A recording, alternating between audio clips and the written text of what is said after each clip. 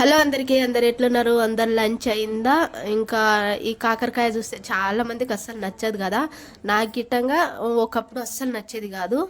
కానీ నేను ట్రై చేస్తే నిజంగా తినని పిల్లలు అయినా పెద్దవాళ్ళు అయినా తినని వాళ్ళైనా తింటారు. ఇది నెలలో ఒకసారైనా కాకరకాయ తినాలి, హెల్త్కి చాలా మంచిది.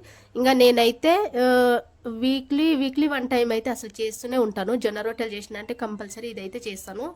కానీ మనము ఎక్కువ కొంచెం ఆయిల్ ఎక్కువ వేసి దాంట్లో బాగా వేయించాలి. కొంచెం బ్లాక్ కలర్ వచ్చేంత వరకు వేయిస్తే ఆ చేదు అనేది పోతుంది. అప్పుడైతే చాలా టేస్ట్ ఉంటుంది. మనం అన్నంలో గిట్ట తినొచ్చు. అన్నము, జొన్న రొట్టె, చపాతి మనం దేంట్లో అయినా తినొచ్చు. నేనైతే అన్నంలో, జొన్న రొట్టెల్లో ఎక్కువ తింటాను.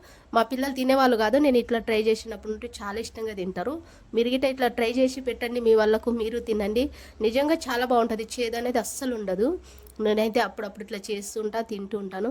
మీకు నచ్చిందా? మీరు ట్రై చేయండి. ఉంటా మళ్ళీ. బాయ్. వీడియో నచ్చితే సబ్స్క్రైబ్.